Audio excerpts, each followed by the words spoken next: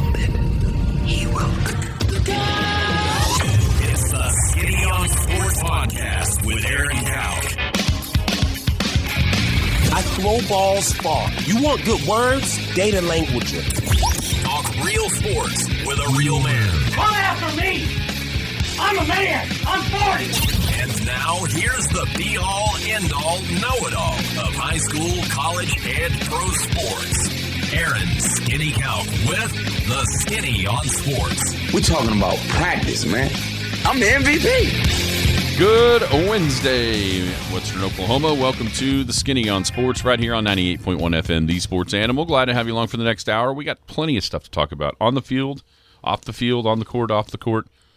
How surprised were you yesterday when the news broke just after our show that one Doug Gottlieb is going to be a head basketball coach?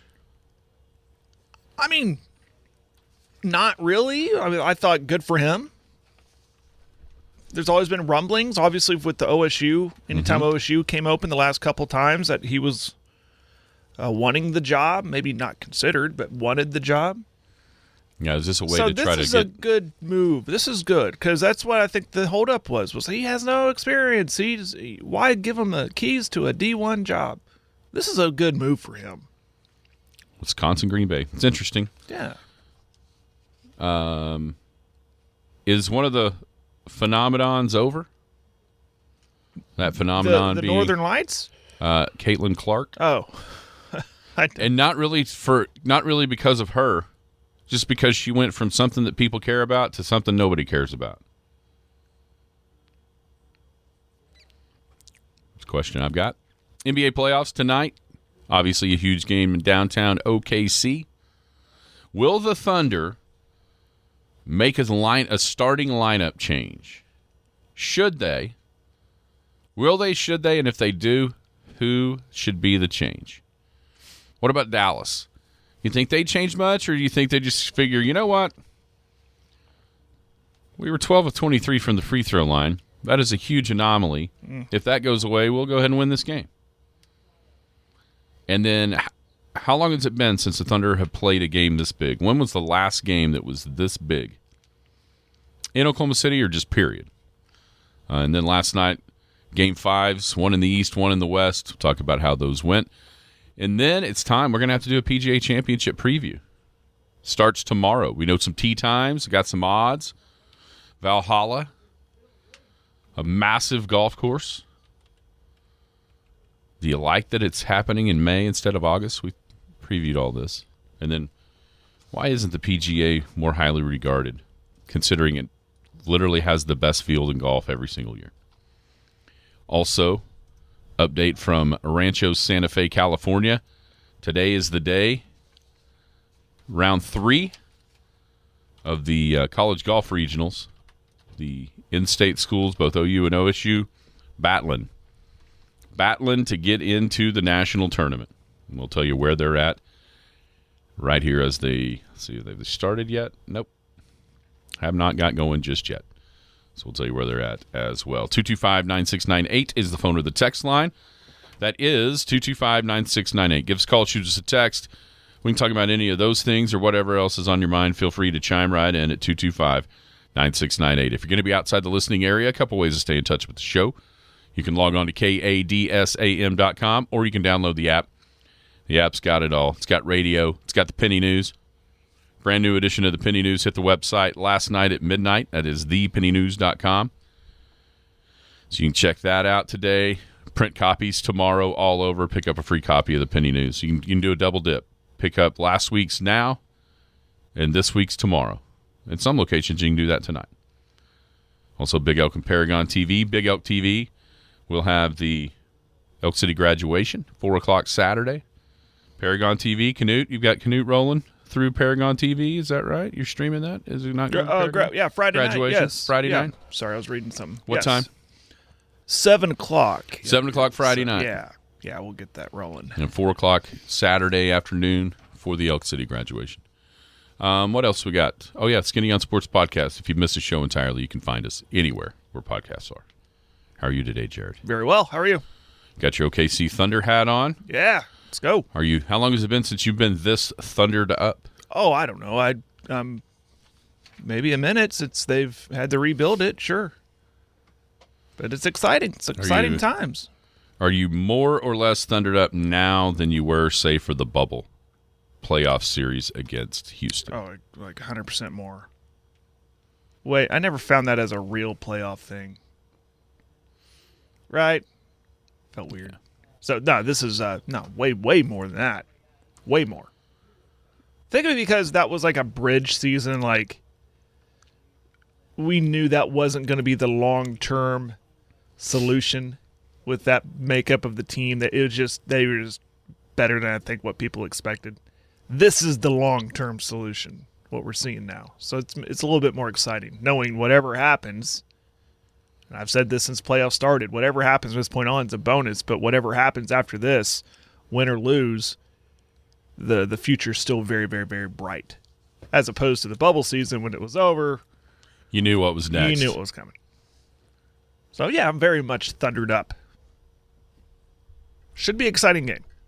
Paycom's going to be rocking. Should be fun. We'll talk about that coming up. All right. First, off the top of the show, we're going to do a little golf. PGA Championship starts tomorrow in Louisville, Kentucky, at Valhalla. Valhalla has hosted, this will be the fourth PGA Championship they have hosted. They also hosted a Ryder Cup back in like 2008, maybe.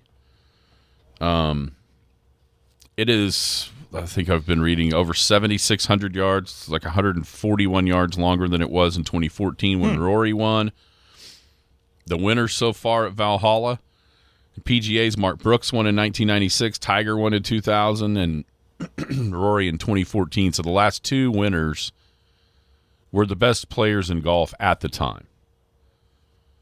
And so when you look at the field coming in, it's a little bit different than the Masters as far as the quality of play for some of the guys that you expect to see at the top of the leaderboard. You know, back at Augusta, really only Scotty Scheffler, and maybe you could put Xander on that list, were playing well.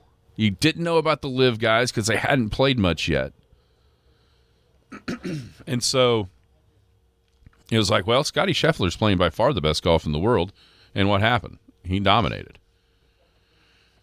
This major, now Scotty won his last start, but you've also got a couple other guys that you would figure would be toward the top of the leaderboard that also won their last start. Rory McIlroy last week. And over on LIV, Brooks Koepka, who was the defending champion, he won in his last start on LIV. So it feels a little bit different to me with the quality of these guys coming into the PGA versus what we saw back in April at Augusta.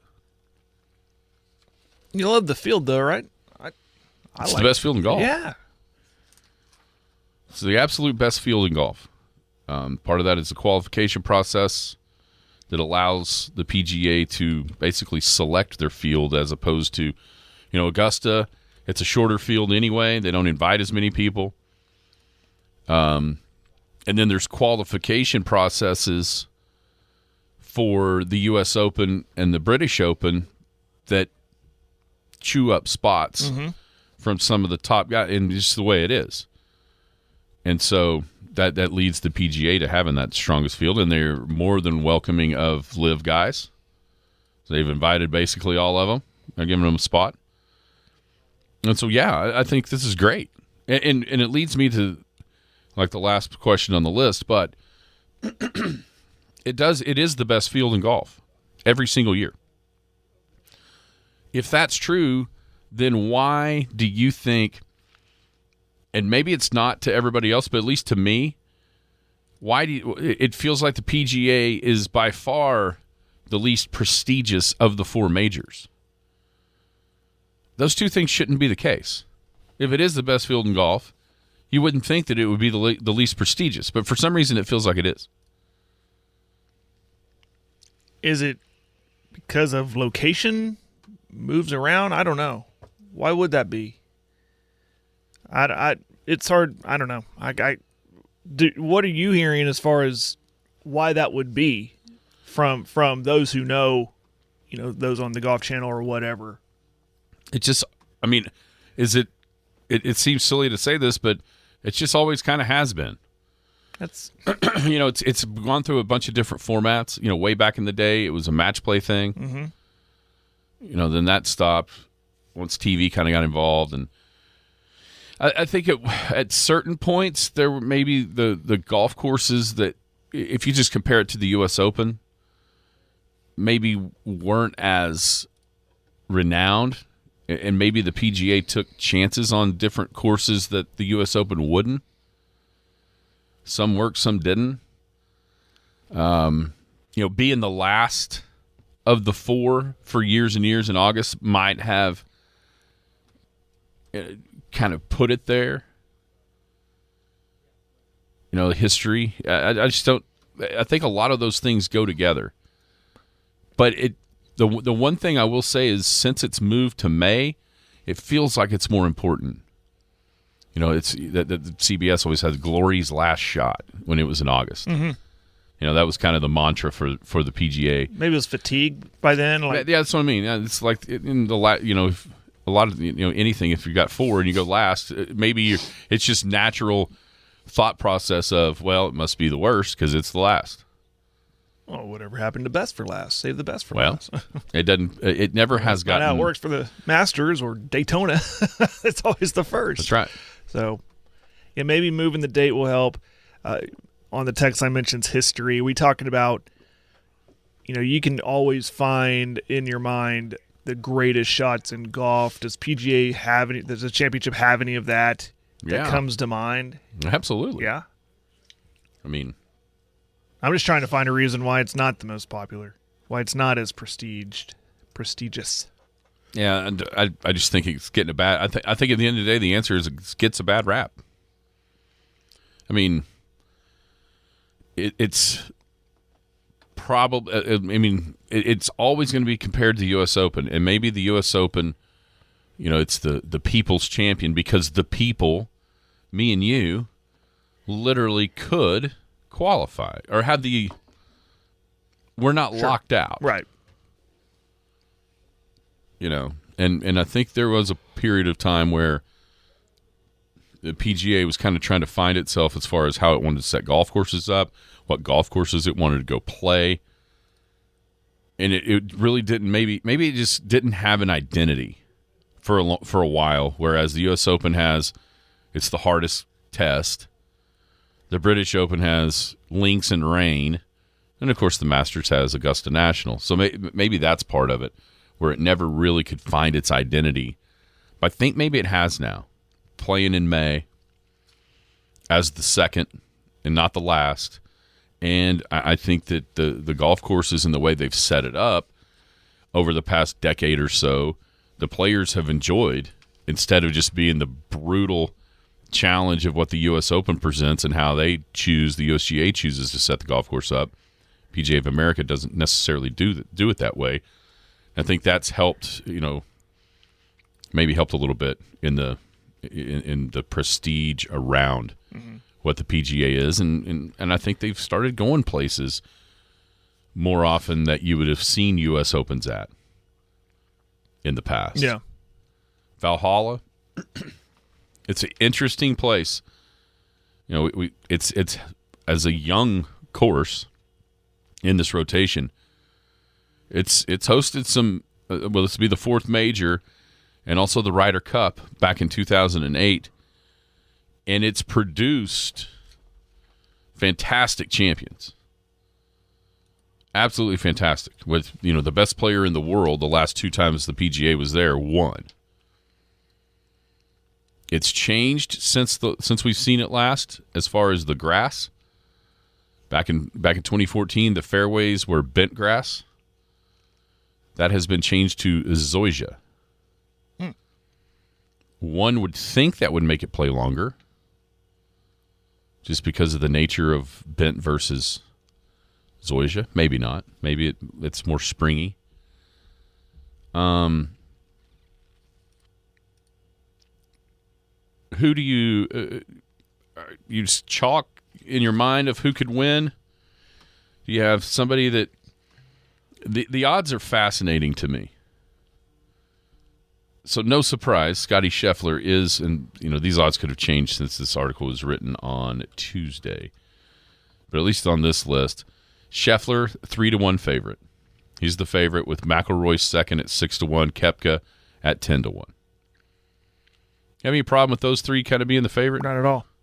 I don't either. I mean, you just said it the last, 3 times it's been at Valhalla. The best golfer in the world has won this thing. I mean, that coupled with the fact Scotty's I believe, still number one in the odds-on favorite, that makes total sense to me. Yeah. No, It's a safe bet. That's what it is. Yeah, and those three being the top three makes sense to me as well. I think there's some interesting numbers, though, as you start going further down the list. Not surprised to see Xander in the top 5. He hasn't won, but he's been around. Ludwig Oberg, they're both 12-1. He's a little bit gimpy, knee, I think. Then Rahm at 14-1.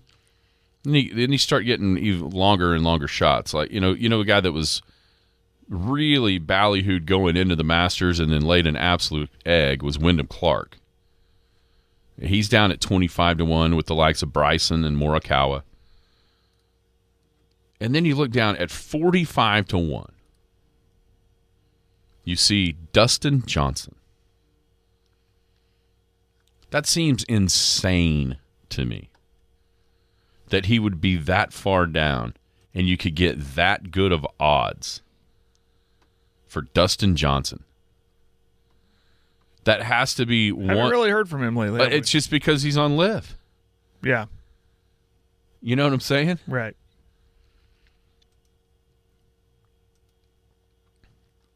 So that just kind of looking, another guy that's fallen off the map after. I mean, if I'd have told you, let's say if I'd have told you after the Ryder Cup last summer that in the second major of the year, Victor Hovland would be 35-1, you might have tied me up in a straitjacket. He might have been the favorite. Instead, 35-1, and he hasn't played very well. Broke up with his short game guy, making swing changes.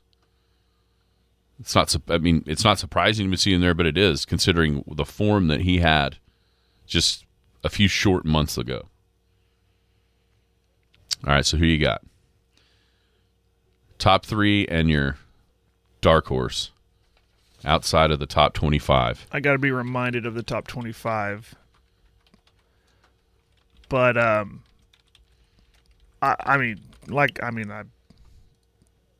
it makes sense, right? Scotty is going to be, I'll pick him number 1. I'm not picking Rory, but side note, interesting news about him and what's going on in his personal life, and he's the second favorite, according to these odds I'm looking at. Is that what you just said? Mm-hmm. What does that do to his head? That's Does it free him up? Here's the deal. Or is it bearing him down because he's going through all this? He won it's 4. Not like it's. We joke about relationships and stuff, but that's a thing he's dealing with. I don't know if that's. Didn't bother him last week. Yeah, that's true. He won 4 majors as a single man. He hadn't won one as a married man. So now, well, when does it go final? That's the.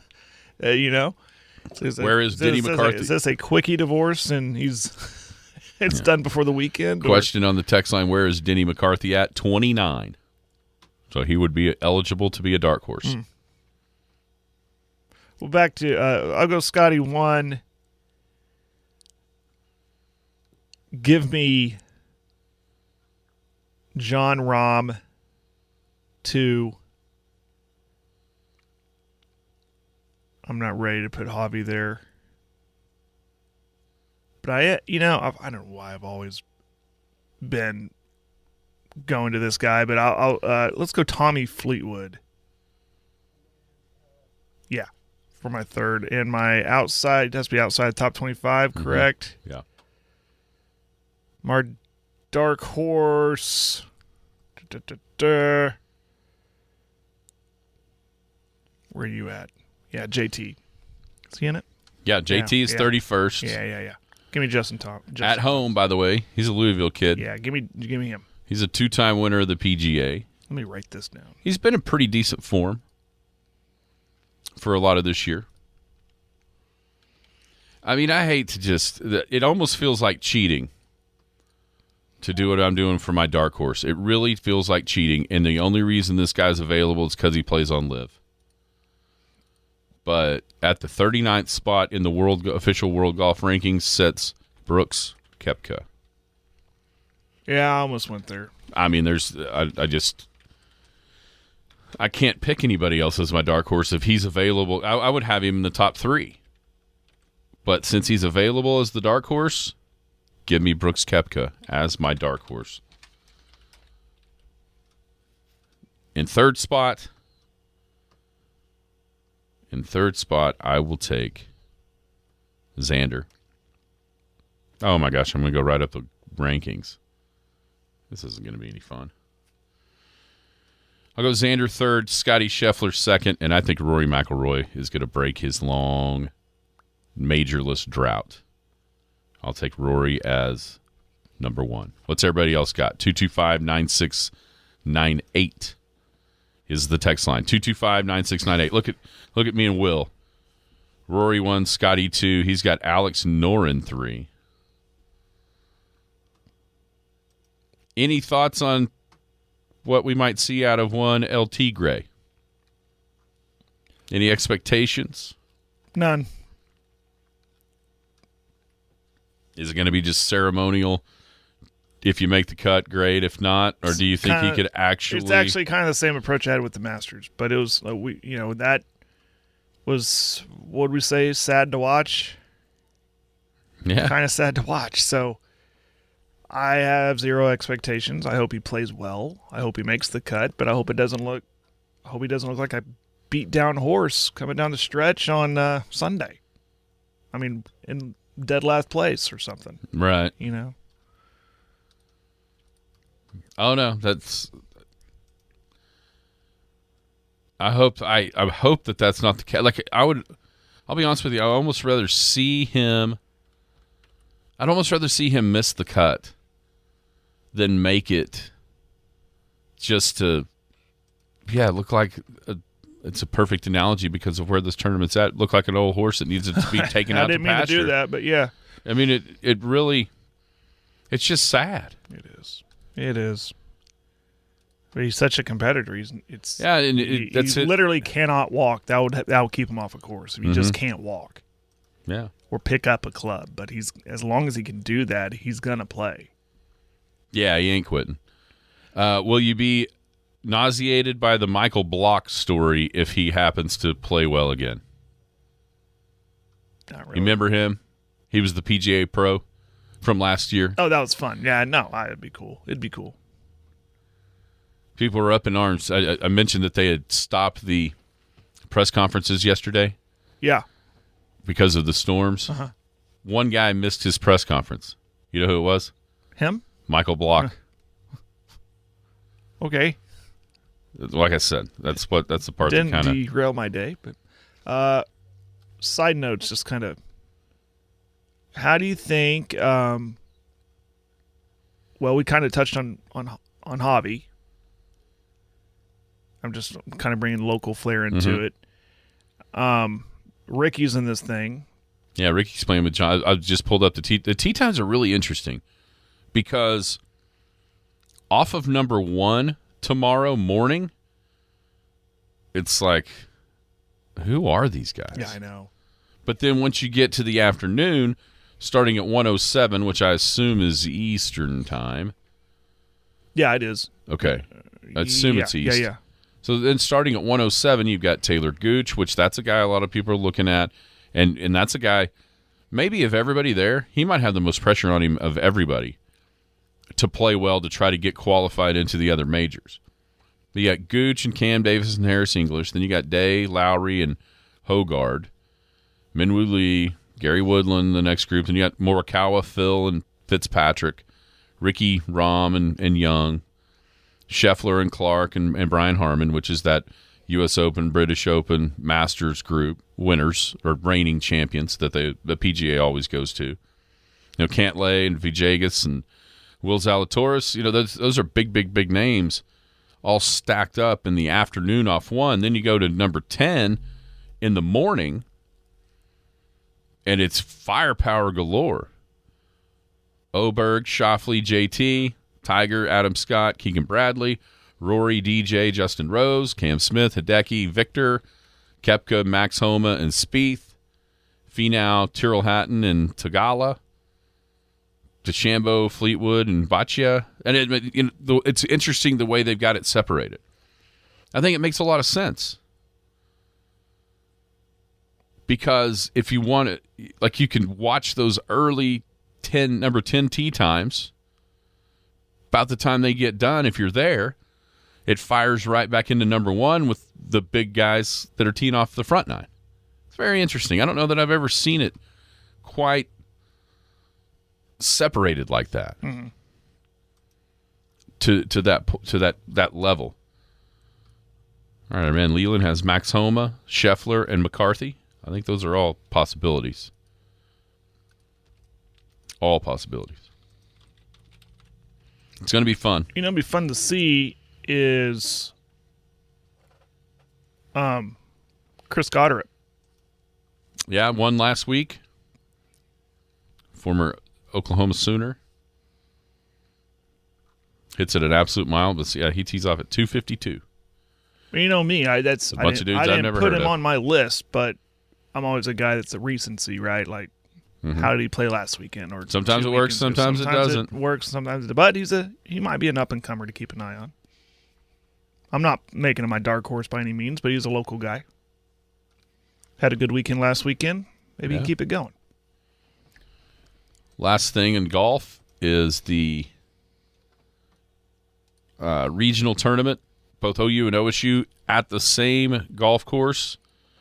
The Rancho Santa Fe Regional, the Farms Golf Club. This is clearly a tough golf course because there's not a single team in the tournament under par.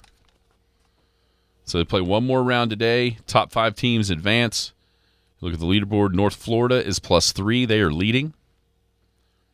California, University of California Golden Bears, +4 in second. West Virginia, +5 in third. The Cowboys are +6 in fourth, and the Sooners are in fifth right now at +8.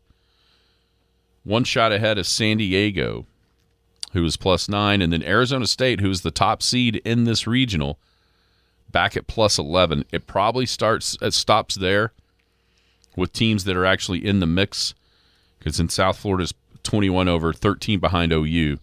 That's going to be hard to make up with all those teams kind of in the mix.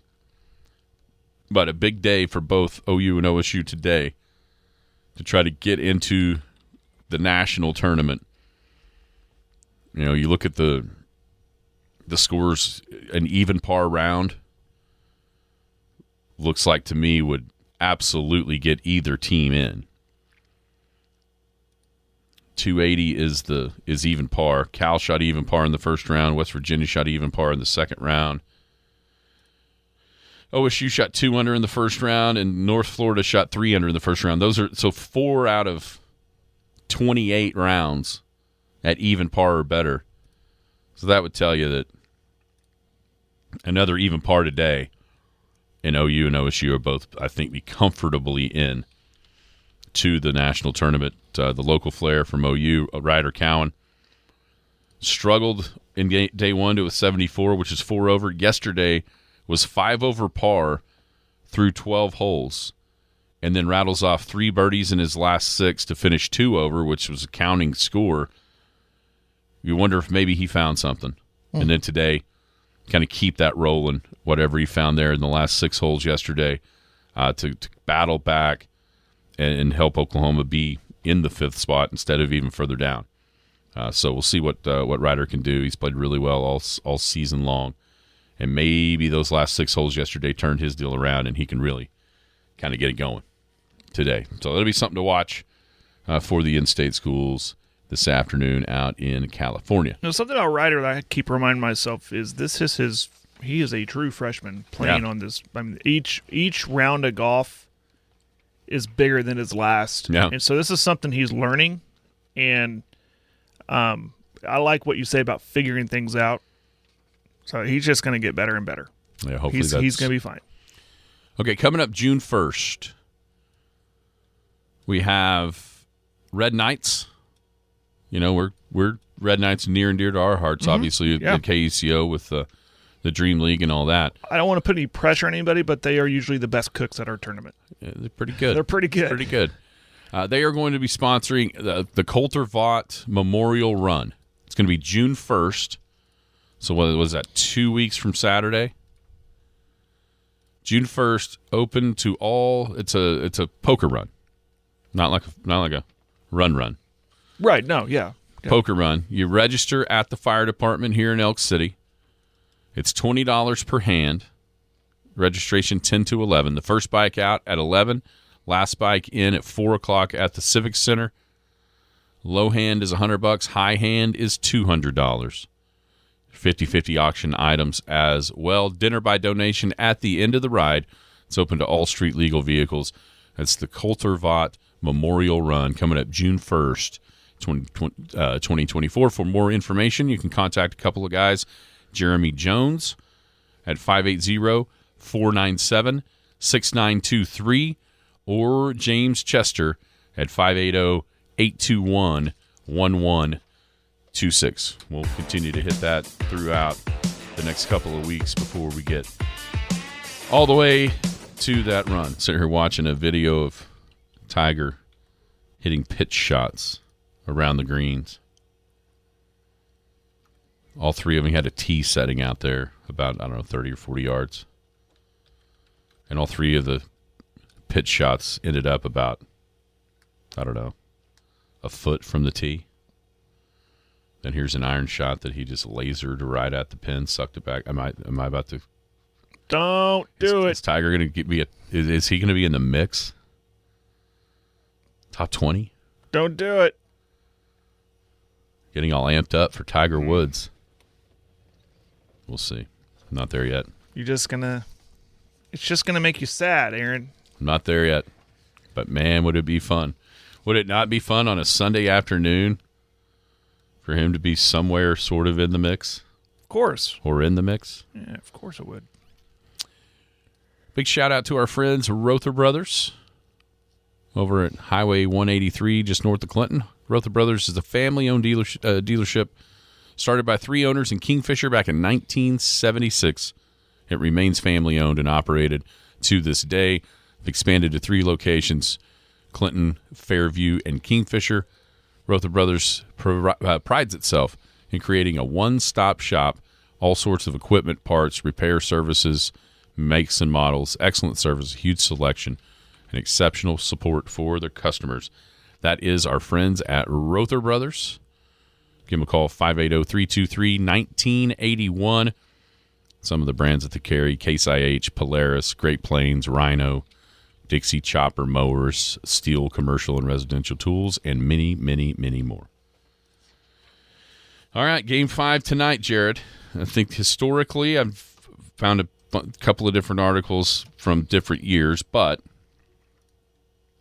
it's about an 83% clip that the team that wins Game 5 in a series tied 2-2 goes on to win that series. This one is 2-2.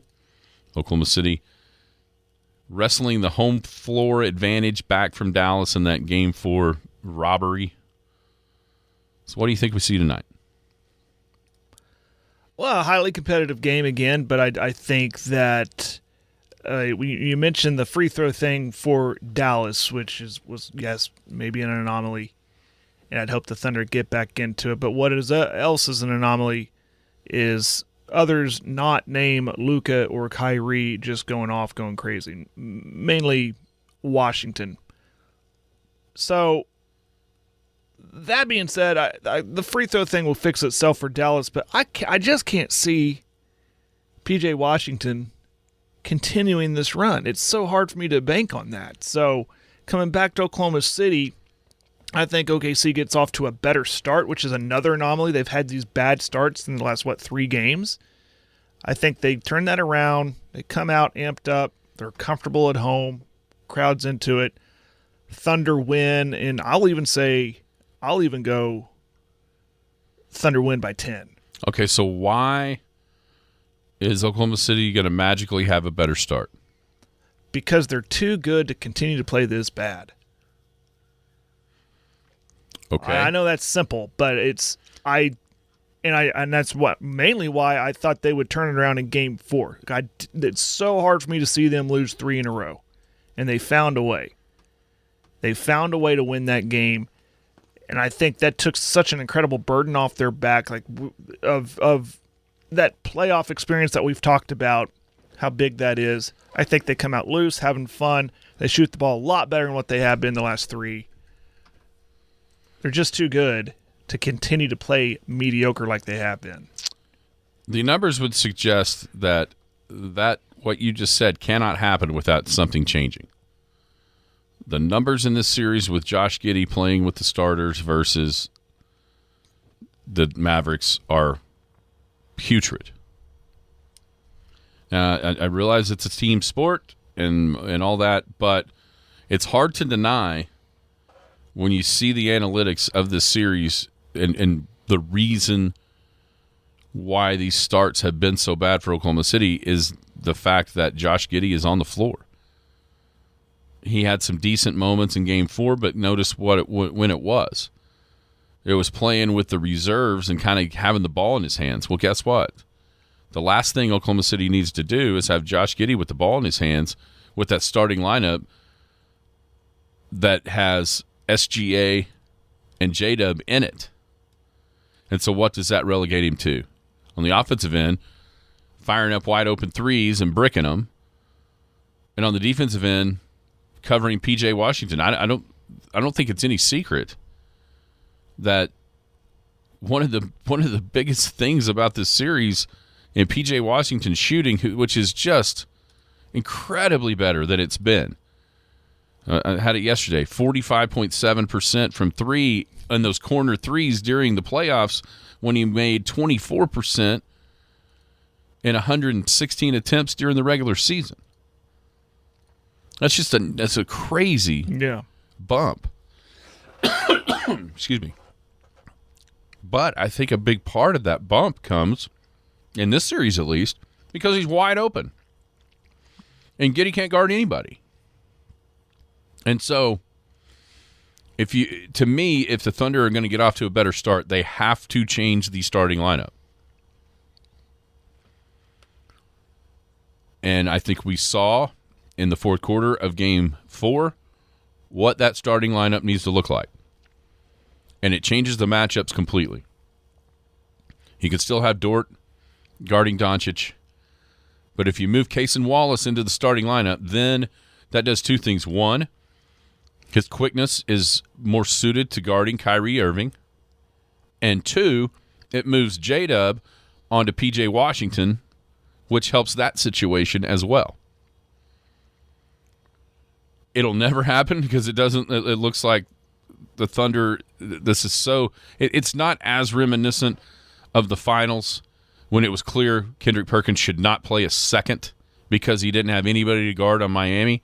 He was great for the Thunder against San Antonio because they had Tim Duncan and banging with him, and that was a series made in heaven for Perk.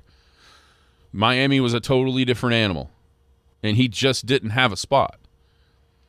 They're not continuing the length of time with Giddey on the floor, but they've got their head in the sand and stubborn enough to continue to fall behind. And I know in all three of the losses, they've fallen behind. They've eventually gotten a lead in the third quarter of even Game 2 and Game 3 when they lost. But that just is not a recipe for success to me. I mean, it's like you're just spotting Dallas 8 points. Okay, it's going to be 14-6 in the first 3 minutes. Okay, now we need to play the other 45 down 8. I just don't understand why you'd hamstring yourself like that. Because nothing's going to change. Even in Game 1, the Thunder didn't get off to a great start. It was later where they took control of that game with different matchups out there. So I would be falling on the floor shocked if they actually did it. But for a team that is so analytical based, for a coach that seems so willing to try new things, to experiment with lineups all through the regular season. You know what I'm saying? Mm-hmm. That's people were getting mad because he played too many. to not notice or not just give up the ghost and do what needs to be done to put Casey Wallace in the starting lineup, I just don't get it. I don't know why they'd be that stubborn. I don't know why you'd just put yourself in a hole just to see if you can get out of it. Think about what might happen if they play with a lead. If it's 15-10 Thunder after the first half of the third quarter, or the first quarter, excuse me. Who knows how that might free things up and let those young guys settle in a little bit more instead of just constantly battling from behind. Do you think Dallas does much different, or do you think they just kind of go, you know what? We should have won game 4. If we make free throws, we win that game. I think they stick with what they're doing, getting Washington open in the corner and hoping that the free throws would take care of itself. So, no, I don't think they'll make any changes or do anything drastically different because they felt like they had that game won. Game 4, I mean, even in the closing seconds, they still had a shot to win that game, chances to win that game. So I don't think they'll – because they're probably happy with what – they're probably thinking kind of the same thing I'm thinking. Like, there's no way Washington can keep this going. But he is, so we're going to keep working it around him, getting him open in the corner. I don't see any crazy changes for them. I would not be shocked whatsoever. It seemed like Luka let Oklahoma City and especially Lou Dort off the hook in Game 4. Dort had 2 fouls in the first 3.5 minutes maybe? And I was pretty surprised that he didn't continue or even ramp up his aggression to create that third foul and really try to take that game over. I was pretty surprised that didn't happen. I will be really surprised if one of those two, if not both, Kyrie and Luka aren't really aggressive from the start of this one to get their own. Kyrie's kind of really been pretty selective, especially in the first half, so being aggressive and then all of a sudden scored some points in the second half, trying to facilitate. But I'm telling you right now, if you're Dallas and you look at that Game 4 loss, sure, you can blame it on the free throws, but another thing that I think because of how well he shot the ball in the series, it's almost like, man, it's still P.J. Washington. I know it's the best version of P.J. Washington we've ever seen, but if you look back at that box score, Doncic took 20 shots, Irving took 11 shots, P.J. Washington took 19 shots. Even though he's been making them, I get it, he's been great. But if you're Thunder, aren't you okay with P.J. Washington jacking it up 19 and Kyrie 11? Absolutely. Yeah. And maybe they're thinking the same way I'm thinking. It's like he can't stay hot forever. Yeah, this is the recipe we want. We want him taking that shot, and he just keeps making them. He's suddenly turned into Klay Thompson. But I think they're still thinking. Oh, if they're the Thunder, for sure. He can't continue this hot streak. The house usually wins.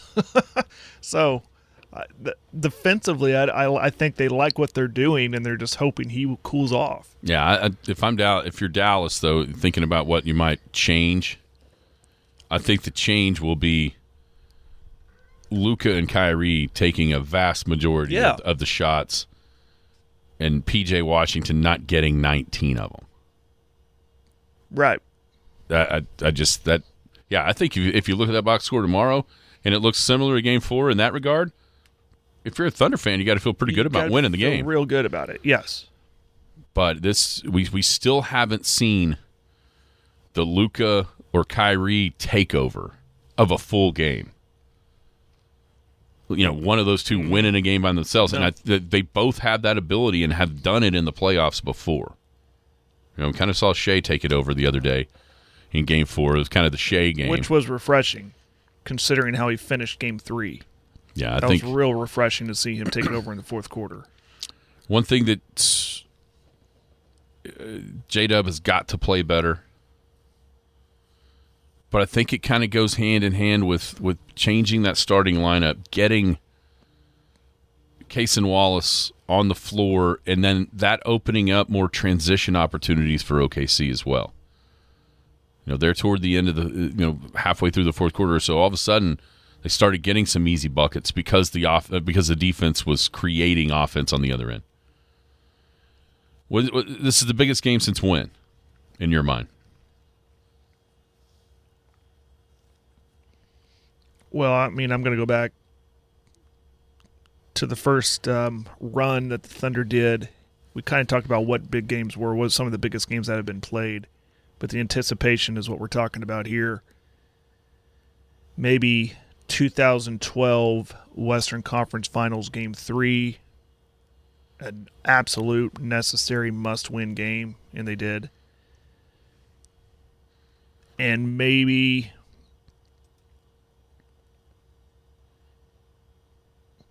I don't know. It just felt weird that the finals,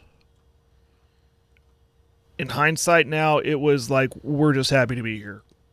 So I can't really find like Game 2, or for example, after going up 1-0 and looking to get a commanding 2-0 lead in the finals. It was just like, we're happy to be here. But I think that was but the Western Conference Finals in 12, it was, we're not happy to be here. We want to win this thing and move on to the finals.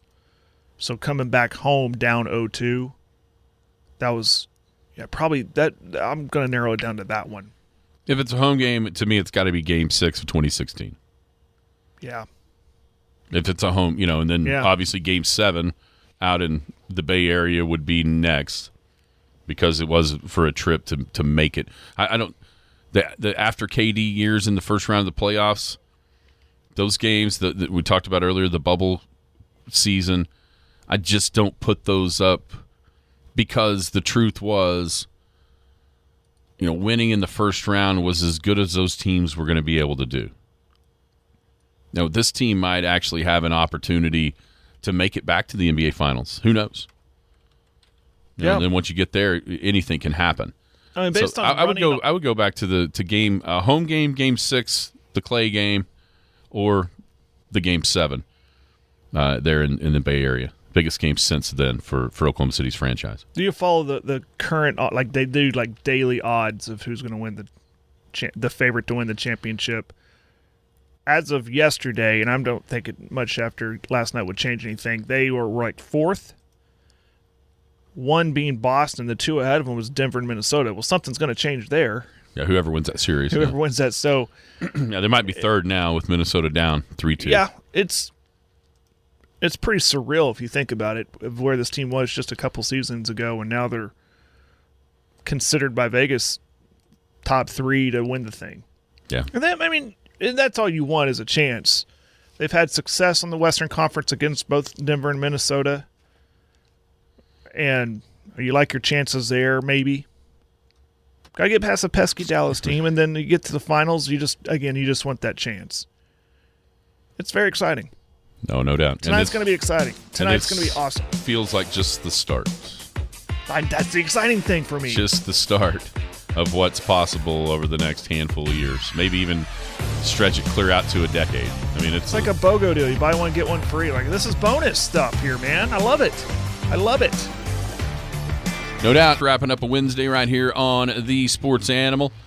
Perfect place to go watch the game tonight is, of course, the Boomtown Grill. Boomtown Grill has everything to satisfy any of your cravings. If you're looking for a steak, boom, got it. Like a grilled chicken, boom, got it. Seafood, got that as well. Oh, you want a pizza? Got it. Pastas? Got them. Burgers, sandwiches? Got them. Happy hour? Yep, 2 to 6, Monday through Friday. Cold beer? 11 of them on tap. 30 bottles and cans. Wine? Have that. Boomtown Grill has everything. And oh, by the way, if you're looking for something a little bit on the healthier side, salads, a grilled chicken salad, a steak salad. I mean, they literally have whatever you can possibly think of at the Boomtown Grill, 2103 South Main in Elk City.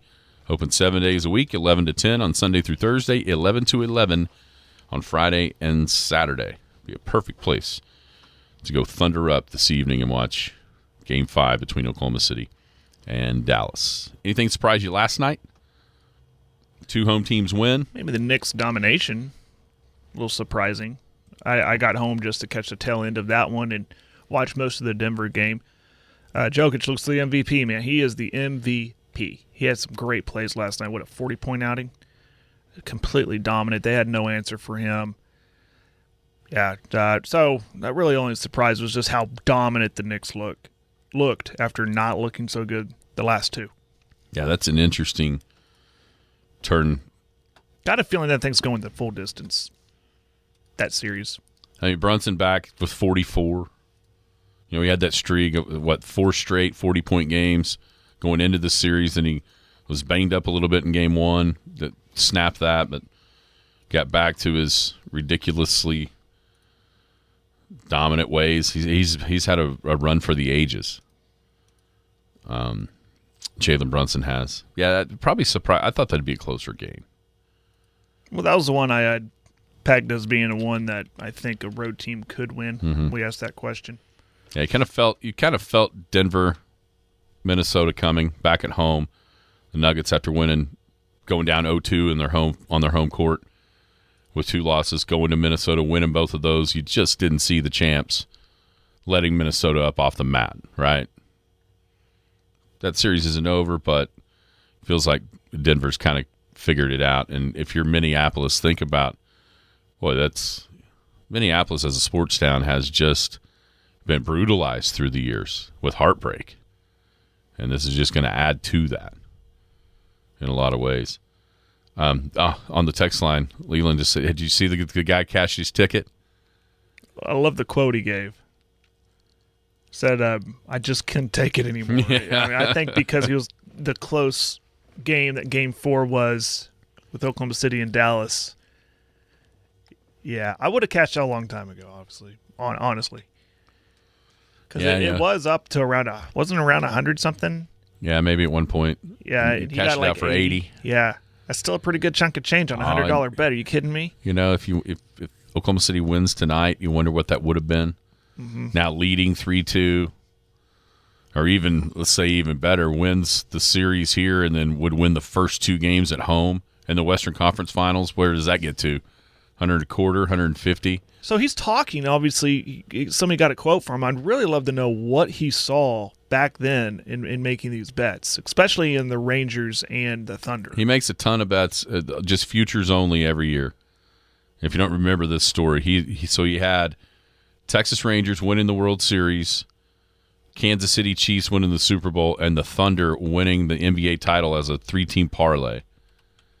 If I remember right, Texas at the time he made the bet was 22-1, the Chiefs were 6-1, and the Thunder were 70-1.